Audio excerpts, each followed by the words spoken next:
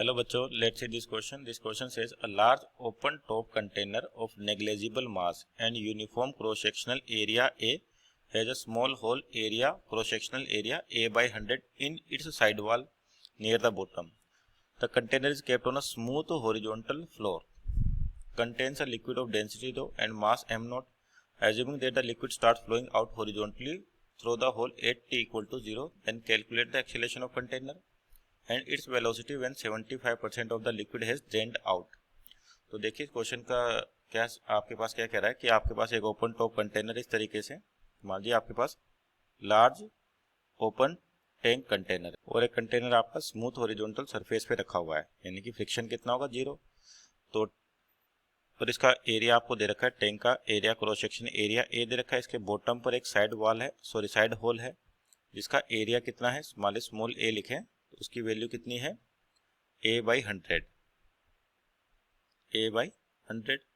अब इसमें जो लिक्विड है उसकी डेंसिटी दे रखी है अपने को रो, और जो मास दे रखा है वो कितना m नॉट है। अब t इक्वल टू 0 पर आपसे पूछा कि इस वाले होल में से लिक्विड बाहर आना शुरू कर देता है। तो जैसे ही आपके पास लिक्विड यहाँ से बाहर आएगा तो इसकी वेलोसिटी में चेंज होगा, मीन्स उसके मोमेंटम में चेंज होगा। पर सेकंड कुछ अमाउंट ऑफ मास यहाँ से बाहर निकलेगा विद सम वेलोसिटी, तो इसके मोमेंटम में चेंज होगा, क्योंकि अंदर की ओर वेलोसिटी लिक्विड की अगर एरिया बहुत ज़्यादा है तो अंदर की ओर वेलोसिटी वाटर की वो बहुत ही लिक्विड की बहुत ही कम होगी as compare to this velocity. तो इसकी वजह से इसका मोमेंटम चेंज होगा आपके पास, और मोमेंटम चेंज होगा तो इस वाले सिस्टम पे फोर्स लगेगी। तो ये इसका मोमेंटम चेंज हो रहा है तो ये क्या है, कंटेनर पे फोर्स लगाएगा, और उतना ही फोर्स किस पे लगेगा जो वाटर या लिक्विड बाहर आ रहा है पर सेकेंड। तो नेट फोर्स क्या हो जाएगा, 0 हो जाएगा आपके पास, यानी कि कह सकते हैं इंटरनल फोर्सेस का समेशन कितना है यहाँ पे 0। तो आपका अगर सिस्टम पे इंटरनल फोर्सेस का नेट समेशन 0 है, या हॉरिजॉन्टल डायरेक्शन में देखें क्योंकि फ्रिक्शन तो है नहीं यहाँ पर, तो केवल जो फोर्स लग रही है ये वाटर जेट या लिक्विड जेट आपके पास कंटेनर पे लगाएगी, और कंटेनर उतना ही फोर्स किस पे लगाएगा, लिक्विड जेट पे लगाएगा। तो नेट फोर्स क्या हो जाएगा 0, और नेट फोर्स 0 होता है तो आपका मोमेंटम कंजर्व होता है। तो यहाँ पर इस वाले सिस्टम के लिए जो की कॉन्सेप्ट है आपके पास ये होगा मोमेंटम कंजर्वेशन, क्योंकि और किस डायरेक्शन में, एक्स डायरेक्शन में, क्योंकि एक्स डायरेक्शन में नेट फोर्स क्या है 0। तो आपका क्या होगा, मोमेंटम की कॉन्सेप्ट हो जाएगा मोमेंटम कंजर्वेशन, मोमेंटम कंजर्वेशन। और इसके कारण क्या होगा, आपके पास कंटेनर पे फोर्स लग रहा है तो आगे की ओर जाएगा। तो t इक्वल टू 0 पर जब लिक्विड स्टार्ट होता है, मान लेते हैं लिक्विड हाइट आपके पास h है, कितनी है h है। तो t इक्वल टू 0 पे आपके पास मास दे रखा है कितना m नॉट, और लिक्विड डेंसिटी कितनी है रो। तो यहाँ से मास की वैल्यू निकाल सकते हैं, मीन्स m नॉट की वैल्यू क्या होगी, डेंसिटी इंटू वॉल्यूम। तो डेंसिटी आपके पास कितनी रो है, और वॉल्यूम क्या होगा area cross sectional area into height h मानिए। तो t इक्वल टू 0 पे जो अमाउंट ऑफ मास है वो आपके पास इतना होगा, और बोल देते हैं कि मान लो t इक्वल टू 0 पर कंटेनर का जो एक्सेलेरेशन है वो कितना है a नोट कह देते हैं। t इक्वल टू 0 पे मान लेते हैं आपका कंटेनर a नोट एक्सेलेरेशन से जाना शुरू कर देता है, चलना स्टार्ट कर देता है। तो अब सबसे पहले यहाँ पर मास फ्लो रेट निकालें, पर सेकंड कितना मास बाहर आ रहा है। तो mass flow rate, mass flow rate means mass पर सेकंड, तो क्या हो जाएगा किलोग्राम पर सेकंड।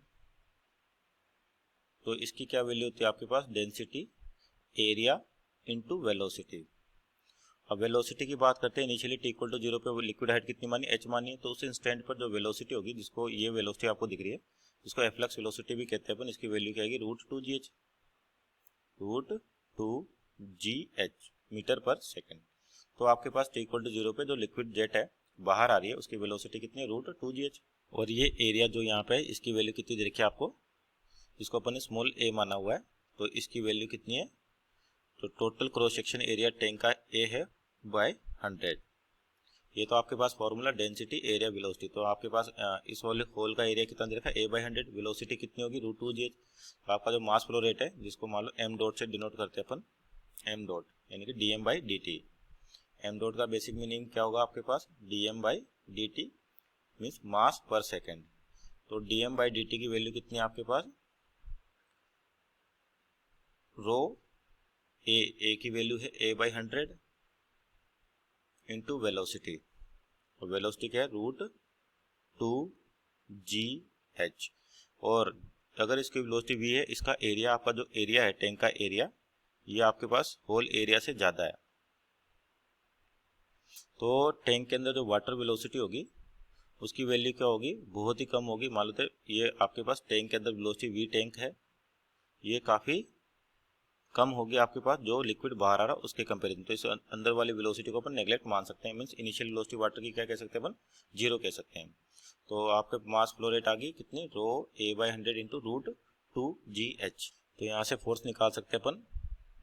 F की वैल्यू क्या होती है, dp/dt, rate of change of momentum, F equal to dp/dt।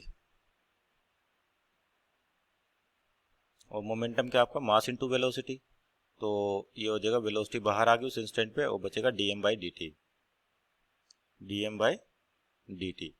तो v की वैल्यू कितनी है आपके पास, रूट 2gh, रूट 2gh। और dm/dt कितना है आपके पास, डेंसिटी एरिया जो a/100 है, इंटू वेलोसिटी, वेलोसिटी कितनी है, रूट 2gh। तो कितना हो जाएगा ये आपके पास, 2gh under root cancel out, तो 2gh a/100, ये आपके पास फोर्स आ गई। और ये डेंसिटी पे आएगी इसके साथ रो। अब न्यूटन सेकंड लॉ से आपके पास क्या होता है, फोर्स इक्वल टू कितना होता है, मास इंटू एक्सीलरेशन। तो इनिशियली मास कितना, t इक्वल टू 0 पर m0, और एक्सीलरेशन अपन ने क्या माना, a0। तो ये किसके बराबर होगा, 2 रो a gh/100। और इनिशियली मास को क्या लिख सकते हैं अपन, आपका मास कैसे लिखा जा सकता है, डेंसिटी इंटू वॉल्यूम। तो density rho volume area into height, t equal to 0 पर क्या रखा आपके पास जब लिक्विड स्टार्ट होता है बाहर निकलना। और एक्सीलरेशन कितना माना अपन ने, a0। तो कितना हो जाएगा, 2 रो a gh/100 तो यहाँ से क्या कैंसिल आउट हो गया, रो ए एच कैंसिल आउट हो गया। जी की वैल्यू लगभग 10 ले तो जो एक्सीलरेशन हो जाएगा आपके पास, ये हो जाएगा 2/10, means 0.2 meter per second square. तो इसका जो पहला आंसर है एक्सीलरेशन बताना है जब लिक्विड आपका स्टार्ट होता है, मीन्स t इक्वल टू 0 पर, तो 0.2 meter per second square. So और answer is 0.2 meter per second square. Part 2 क्या है इसका, इसकी वेलोसिटी बतानी जब 75% लिक्विड का बाहर आ चुका है, यानी कि यहाँ पर इनिशियल मास कितना दे रखा है, m0 दे रखा है। तो इसका 75% बाहर आ गया तो बचेगा कितना, 25%। उस टाइम पर क्या वेलोसिटी होगी ये बतानी है अपने को। तो देखिए सेकंड पार्ट की बात करें, वेलोसिटी निकालनी है अपने को। यहाँ पे जो एक्सेलरेशन आ रहा है आपके 0.2 मीटर पर सेकंड स्क्वायर मीन्स कांस्टेंट है। इसका मतलब क्या होगा, इस टैंक के अंदर जो लिक्विड की हाइट है तो आपका एक्सेलरेशन उससे इंडिपेंडेंट है। एक्सेलरेशन क्या आपका independent of liquid height. Time के साथ क्या होगा, लिक्विड बाहर आएगा लेकिन जो एक्सेलरेशन है वो हाइट पे डिपेंड नहीं कर रहा, ना ही डायमेंशंस पे आपके पास कांस्टेंट वैल्यू आ रही है। तो कितना लिक्विड बाहर आ चुका आपके पास, 75%। तो बचेगा कितना, 25%। तो इनिशियल मास m इनिशियल कितना आपके पास, m0 है। और जब 75% बाहर आ जाएगा मीन्स फाइनल मास निकले अपन m फाइनल, तो 75% बाहर आ गया तो बचेगा कितना, 25% मीन्स 20 m/m0/100, ये आपका मास होगा। अब इस इक्वेशन से देखें यहाँ पर कि जो एक्सीलरेशन है आपके पास या फोर्स की इक्वेशन देखें, 2gh रो a/100। तो यहाँ से वेलोसिटी निकालें अपन, या फिर यहाँ पर जो मास आपका फाइनल मास है वो कितनी हाइट तक रहेगा। मान लेते 25% निकलने के बाद आपके पास हाइट कितनी रह जाती है, y रह जाती है। जब आपका 75% बाहर निकला, 25% बचा, तो हाइट कितनी रह जाती है, y। इस y की वैल्यू कैसे निकाल सकते हैं, मास को क्या लिखा जा सकता है, डेंसिटी इंटू वॉल्यूम। तो डेंसिटी आपके पास रो है इसी, और volume area into height, height कितनी है यहाँ पे y। तो यहाँ पर अगर y की वैल्यू निकाले अपन, तो y की वैल्यू क्या हो जाएगी आपके पास 25 यानी कि 4। तो ये हो जाएगा आपके पास m0 अपॉन 4 रो a। तो ये हाइट आ गई जब आपका 75% लिक्विड बाहर आ गया। और उस इंस्टेंट पे अपन जानते हैं जो वेलोसिटी होगी, एफ्लक्स वेलोसिटी, वो क्या होगी, रूट 2gh।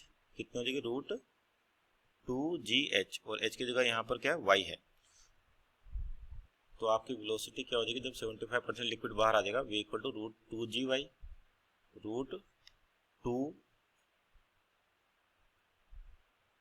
जी और वाई की वैल्यू कितनी है आपके पास, m not upon 4a rho, m not upon 4a rho. तो ये होगी आपके पास वेलोसिटी जब लिक्विड 25% बाहर आ जाएगा। और इसको और सिंप्लीफाइड करें तो 2 और 4, तो कितना बचेगा, g m not upon 2a rho. तो जो फाइनल वेलोसिटी आपके पास under root g m not 2a rho meter per second. So our final answer is root g m not upon 2a rho meter per second. तो इस question में आपका जो basic concept use हो रहा है सिंपल, वो कौन सा हो रहा है, मोमेंटम कंजर्वेशन का। कि आपके पास इनिशियली क्या जो कंटेनर है टी नोट पे आपके पास टी इक्वल टू 0 पे लिक्विड बाहर आना शुरू होता है।